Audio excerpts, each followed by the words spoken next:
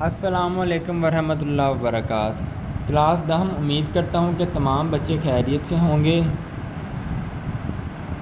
آج باب نظریہ پاکستان اردو کو ختم کرنے جا رہے ہیں۔ 26 جون 2020 بروز جمعۃ المبارک۔ آئیے وقت کو ضائع کیے بغیر ہم اپنے موضوع کی طرف آتے ہیں۔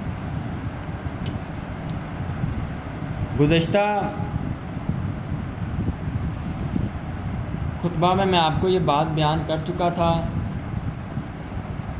کہ مسلمان ایک ایسی ریاست قائم کرنا چاہتے تھے کہ جو خود مختار ہو، آزاد ہو، اپنی مذہبی، دینی، معاشرتی اور اخلاقی اقدار کی حفاظت کرتے ہوئے اپنی زندگی گزاریں، نہ کہ برصغیر میں مختلف قوموں کے تحت ایک اقلیت بن کے گزارا کریں۔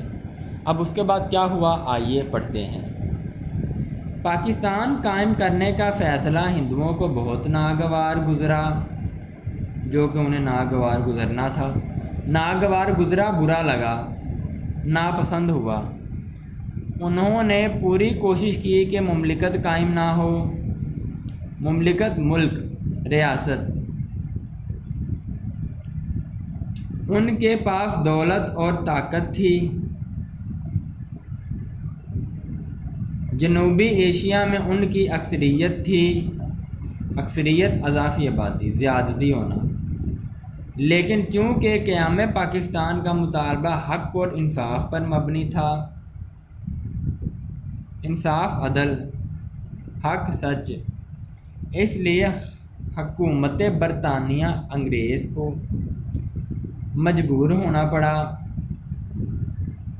اور قائد اعظم محمد علی جناح رحمۃ اللہ علیہ کی پرخلوص قیادت، رہنمائی، مسلمانوں کے یقین، اتحاد اور عمل پہم کی وجہ سے 14 اگست 1947 کو پاکستان مارز وجود میں آ گیا۔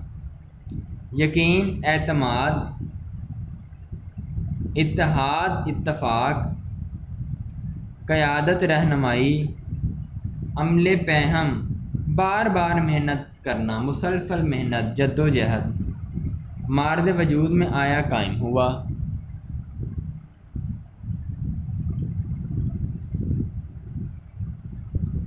اس پیراگراف کو اگر آپ خلاصے میں اتنا بیان کریں گے، جب خلاصہ لکھیں گے، پیچھے آپ لکھتے آ رہے ہیں، اب اس کی باری، تو عام لفظوں میں کہ پاکستان کا مطالبہ ہندوؤں کو ناگوار گزرا تھا۔ دولت اور طاقت کا سہارا لیتے ہوئے اور اکثریت آبادی کا سہارا لیتے ہوئے انہوں نے پاکستان کا مطالبہ رد کرنے کی پوری کوشش کی، مگر قیام پاکستان کا مطالبہ حق اور انصاف پر مبنی تھا۔ پس انگریز کو مجبور ہو کر مسلمانوں کی بات ماننی پڑی۔ قائد محمد علی جناح کی پرخلوص قیادت، رہنمائی اور جہد مسلسل کی بنیاد پر پاکستان 14 اگست 1947 کو مارز وجود میں آیا۔ اسلام زمانے میں دبنے کو نہیں آیا۔ توحید کا سکہ ہم دنیا میں منا دیں گے۔ تشریح میں یہ ریفرنس لکھ سکتے ہیں۔ تشریح آپ اسی چیز کو بڑھا کے اپنے لفظوں میں لکھ لیں۔ تشریح میں نے آپ کو ابتدائیہ بھی بتایا ہے اور اس میں مصنف کے بارے میں بھی آپ کو گزشتہ لیکچر میں بیان کر چکا ہوں۔ آگے آئیے۔ پاکستان نے اپنے قیام سے اب تک بڑی ترقی کی۔ قیام، قائم ہونا۔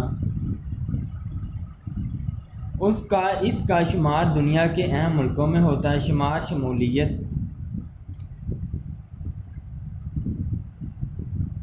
اگر ہم یہ چاہتے ہیں کہ پاکستان اور زیادہ ترقی کرے اور ہمیشہ ترقی کرے تو ہمیں نظریہ پاکستان کا نظریہ گزشتہ جو بھی آپ پڑھ چکے ہیں کو ہر وقت پیش نظر رکھنا پڑے گا، پیش نظر کے سامنے۔ اس کی بدولت ہم پاکستان کو زیادہ مستحکم اور شاندار بنا سکتے ہیں۔ شاندار، اچھا، نظریہ پاکستان کا مقصد پاکستان کو ایک اسلام والی اور فلاح کامیاب حی علی الفلاح اذان میں بھی آتا، آؤ فلاح کی طرف آؤ، کامیابی کی طرف، فلاحی مملکت، کامیاب مملکت بنانا ہے۔ ہمیں ایسا کوئی قدم نہیں اٹھانا چاہیے جس کی وجہ سے خدا اور اس کے رسول صلی اللہ علیہ وآلہ وسلم کے سامنے شرمندہ ہونا پڑے، شرمسار۔ ہمارا جینا اور مرنا پاکستان کے لیے ہونا چاہیے، جینا مرنا زندگی موت۔ قومی مفاد، قوم کا فائدہ کے سامنے ذاتی مفاد، اپنی ذات کا فائدہ کو دل سے نکال دینا چاہیے۔ ہر قسم کی گروہ بندی سے بالا تر ہو کر تمام پاکستانیوں کی فلاح و بہبود کی کوشش، نظریہ پاکستان کو فروغ دینا ہے۔ ہر قسم کی گروہ بندی مختلف جماعتیں بنانا، اپوزیشن میں آنا، بالا تر ہو کر، اوپر جا کر اپنی سوچ کو عمدہ کرتے تمام پاکستانیوں کی فلاح کامیابی پہلے بیان کر چکا ہوں، فلاح و بہبود بھلائی کامیابی کی کوشش کرنا، نظریہ پاکستان کو فروغ دینا، بڑھانا، ترقی دینا۔ اگر ہم نے نظریہ پاکستان کو پیش نظر سامنے رکھا اور اپنی سیرت زندگی، کردار، اخلاق کو اس کے مطابق ڈھالنے کی کوشش کی تو دنیا کی دوسری قوموں میں بھی ہمیں امتیاز حاصل ہوگا، منفرد، علیحدہ نظر آنا، اور ہم اسلامی اصولوں کی روشنی میں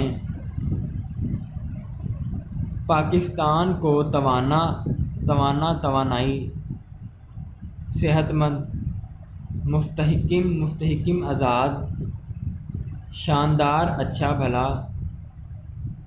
اور پرعظمت، عظیم عظمت والا اور پوری طرح کامیاب ہوں گے انشاءاللہ اگر اللہ نے چاہا تو۔ جی بیٹا، آج کا ہمارا سبق نظریہ پاکستان اپنے اختتام کو پہنچا۔ مشکل الفاظ کے معنی ساتھ کروا رہا ہوں، مگر اسکول کی طرف سے دیے گئے جو نوٹس ہیں آپ ان سے بھی یاد کر سکتے ہیں۔ اس کے علاوہ آپ نے اس کا خلاصہ اپنے لفظوں میں لکھنا ہے، وہی خلاصہ لکھنے کا طریقہ جو کلاس 9 میں بیان کیا گیا تھا، اور وہی تشریح کرنے کا طریقہ جو کلاس 9 میں بیان کیا گیا تھا۔ تشریح میں اکثر طلباء کو مسئلہ درپیش ہوتا ہے، تو آئیے میں آپ کو تشریح کے حوالے سے دوبارہ ایک دفعہ رہنمائی بخشتا ہوں۔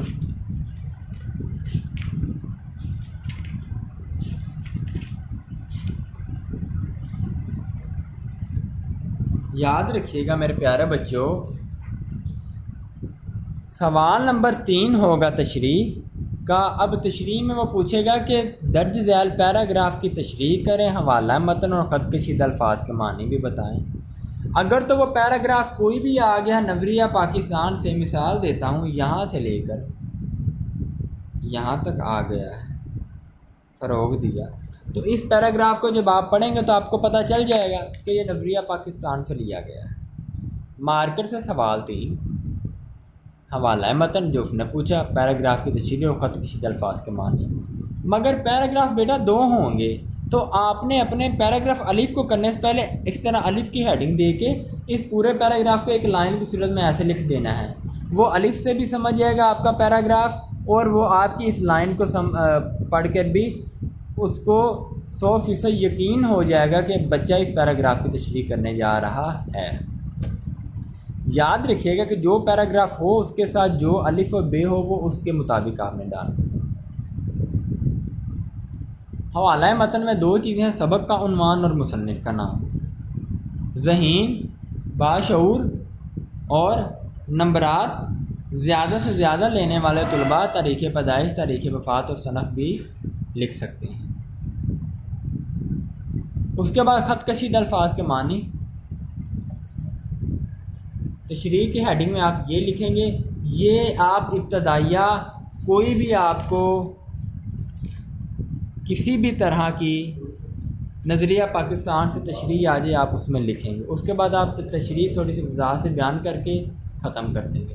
میں محمد رمضان آپ سے اجازت چاہتا ہوں، اللہ آپ کو خوش رکھے، گھروں میں رہیں، محفوظ رہیں۔ السلام علیکم ورحمۃ اللہ وبرکاتہ۔